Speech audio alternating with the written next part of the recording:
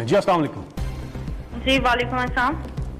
जी कौन बात कर रही है, कहाँ से? मैं आयशा बात कर रही हूँ, मैं कोयटा से बिलोंग करती हूँ। प्राइम मिनिस्टर इमरान खान साहब से बात करनी। जी जी आयशा बोलें। जी खान साहब, पहली बात तो ये कि आपकी आवाम आपसे बहुत प्यार करती है, उनके इवन बच्चे भी आपसे बहुत प्यार करते हैं। आप जो इकदाम कर रहे हैं हमें आप पे पूरा भरोसा है, लेकिन मसला इतना बड़ा है कि कहीं सुनवाई नहीं होती है। मैं बेवा हूँ, मेरी वालदा भी बेवा है और कोई मेरा बहन भाई नहीं है। 3 साल का मेरा बेटा है। 65 साल की टीचिंग की कमाई से मेरी वालदा ने सिंगल स्टोरी घर बनाया DH रैबर में, लाहौर में, और उसको 2019 में किराए पे हमने दिया। वो उन्होंने कब्जा कर लिया। SSP का भाई था शेख उमर साहब ने मेरा 2020 में दिसंबर में मेरा कब्जा छुड़वाया। अल्लाह ताला उन्हें सेहत तंदुरुस्ती दे, इज्जत दे, लेकिन वो बंदा नतीजे में मुझे 5 लाख का मकरूज करके चला गया। शेख उमर साहब ने हिदायत की थी कि इनका मसला हल करवाएं, लेकिन उनकी ट्रांसफर हो गई। जो नए CCPO साहब थे उन्होंने भी हिदायत की। अब वो सिर्फ अब तक जो है हिदायत ही चल रही है। SSP के भाई होने के नाते कोई मसला हल नहीं हुआ और नतीजा ये निकला कि मेरी वालदा ने इतनी टेंशन ली कि वो कैंसर पेशेंट डायग्नोज हो गई हैं। मेरे पास कफन के भी पैसे नहीं और मैंने बैंक से लोन लेकर अपनी वालदा का इलाज करवा रही हूँ। आप मुझे बताएं, बच्चे को पालूं, पैसे लोगों के दूं मैं लोन के पैसे दूं? कम से कम मेरे पैसे तो मुझे दिलवाए, मैं क्या करूं? और कम से कम सोसाइटी इतनी बड़ी है, उसको इस चीज का पाबंद बनाएं कि जिस तरह अस्करी सोसाइटी वो रेंट के मामलात को देखती है तो ये भी रेंट के मामलात देखे। और कम से कम आप चीफ जस्टिस को हमारी अपील पहुंचाएं कि हमें किस बात की सजा दी जाती है, क्यों स्टे दिया जाता है ऐसे लोगों को, किस बात का स्टे दिया जाता है। मैं आप यकीन करें, कोविड में कोयटा से लाहौर पूरा 1 साल में हॉस्टल में ख्वार होती रही। पूरा 1 साल एक कमरे में हॉस्टल में अपनी वालदा और बच्चे के साथ में रही हूँ कि मेरा घर किसी तरह छूट जाए, लेकिन कुछ नहीं होता था। आपके नुमाइंदों के पास भी मैं गई, जलील होती थी मैं। जी देखिए, ये मैंने अपने पिछले 30 साल में कितनी दफ़ा इस तरह की कहानियाँ सुनी हैं, और ये आप बात ठीक कह रही हैं कि हमारा जो सिस्टम है, जो इंसाफ का निज़ाम है, वो आहिस्ता आहिस्ता काम करना छोड़ गया। और वो जो इंसाफ होता है ना जी, मैं आपको पहले समझा दूँ इंसाफ होता क्या है। इंसाफ तो कमज़ोर को चाहिए होता है, ताकतवर तो अपने आप को कानून से ऊपर जाता है कि कानून उसके लिए हो ना। ये जो सारा माफियाज हैं पाकिस्तान में, जो इस वक्त सब इकट्ठे हुए हैं कि किसी तरह ये गवर्नमेंट चली जाए, इनकी क्या मसला क्या हमारी गवर्नमेंट से? इनका मसला ये है कि कानून के ऊपर रहना चाहते हैं कि अगर ये कानून के ऊपर रहते हैं तो ये मुल्क आगे इसलिए नहीं बढ़ सकता क्योंकि कोई भी दुनिया में जिस मुल्क में कानून की हुक्मरानी नहीं होती वो मुल्क आगे नहीं बढ़ सकता।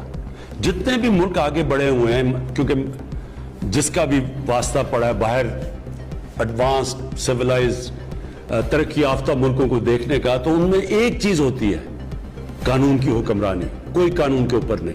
वहां माफियाज नहीं काम कर सकते, वहां कब्जा ग्रुप नहीं चल सकता, वहां आपको सिफारिशें नहीं चाहिए होती।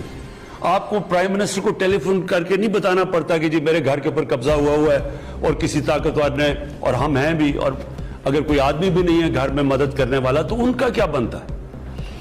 ये सारी जो जंग है, जो इसके लिए मैं पॉलिटिक्स में आया था, इंसाफ की तहरीक, इस मुल्क में कमजोर की हिफाजत करने के लिए, कमजोर को और ताकतवर को कानून के नीचे लाने के लिए ये स्ट्रगल है। ये सारी जो PDM है ये चाहती है हम कानून के ऊपर हो, हम जो मर्जी करें। केसेस पुराने बने हुए हैं लेकिन हम इनको माफ कर दें, नहीं तो गवर्नमेंट करा देंगे। ये भी वो शुगर माफिया है, उन्होंने कहा जी FIA कौन होती है हमारे ऊपर करने के लिए। वो उन्होंने जब शुगर एसोसिएशन ने FIO को खत लिख दिया कि तुम अगर करोगे हम चीनी की कीमतों पर बढ़ा देंगे अगर हमारे ऊपर कार्रवाई करोगे।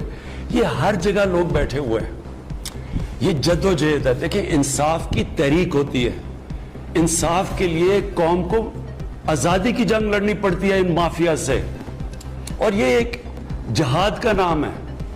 ये अल्लाह का हुक्म है कि मेरी जमीन पे इंसाफ कायम करो। मेरा आपसे ये वादा है कि मेरी पूरी कोशिश है, जब तक मैं इक़्तिदार में हूं, जब तक मैं नहीं भी हूं, मैं इसके लिए लड़ूंगा। हमने पूरे अपने जो सारा इंसाफ का निज़ाम है, अदलिया के साथ बैठ के रिफॉर्म्स के लिए भी हम तैयार हैं। अपने जो इदारे हैं उनको भी ठीक कर रहे हैं, ये जो अब तक हमारे आने से पहले नैब काम कर रही थी, तो नैब ने कितने लोगों को पकड़ा और हमारे सिर्फ 2.5 सालों में नैब ने कितना पैसा रिकवर किया। मैं सिर्फ इसलिए आपको बताना चाहता हूं कि इदारों को जब आप मजबूत करते हैं, जब आप उनको रोकते नहीं हैं, तो इदारे कितने बेहतर काम कर सकते हैं। जब अदलिया के अंदर आप इंटरफेयर नहीं करते, डंडे से चीफ जस्टिस को निकालते नहीं, तो अदलिया भी फिर तकड़ी हो जाती है। उसी तरह सारे जो इदारे हैं, जब आप उनको अपना काम करने देते हैं तो वो नजर आ जाता है। क्या मैं सिर्फ इसलिए आपको पहले ये बताना चाहता हूं कि नैब ने 18 सालों के अंदर 2017 तक 18 सालों तक सिर्फ 290 अरब रुपया उन्होंने वसूल किया था, जो चोरी का पैसा है। हमारे 2 सालों के अंदर नैब ने 484 अरब रुपया रिकवर किया। एंटी करप्शन पंजाब ने 10 सालों में, जो पिछले 10 साल थे नून लीग के, उसमें सिर्फ 2.6 अरब रुपया रिकवर किया था। हमारे 2.5 सालों के अंदर जो जमीन ही सिर्फ उन्होंने रिकवर किया वो 218 अरब रुपया। मैं सिर्फ आखिर में आपको यह कह रहा हूं कि यह है जंग चल रही ताकतवर को कानून के नीचे लाने के लिए। आपकी तो इंशाल्लाह हमने नोट कर लिया, हम पूरी आपकी करेंगे, लेकिन सिस्टम ऐसा होना चाहिए कि आपको कंप्लेन ना करनी पड़े, सबको कानून से डरना पड़े। और ये एक जहाद का नाम है, ये हम लड़ रहे हैं इंशाल्लाह।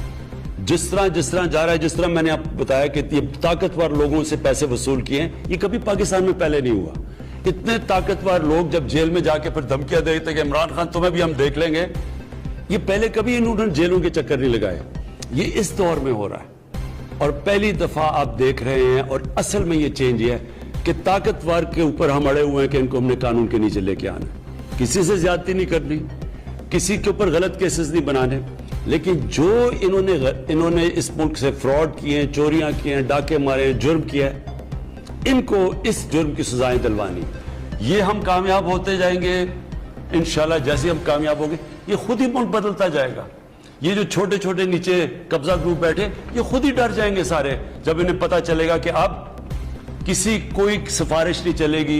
ये कब्जा ग्रुप इसलिए कामयाब हो जाते हैं कि उनको पुलिस की प्रोटेक्शन मिल जाती है, ताकतवर कोई एमएनए प्रोटेक्ट कर लेता है, इसलिए काम करते हैं। लेकिन जब इनको ये पता चलेगा कि इस मुल्क में किसी किस्म की सिफारिश नहीं चलेगी, इंसाफ मिलेगा, ये खुद ही खत्म हो जाएगा सारा जो कब्जा ग्रुप है।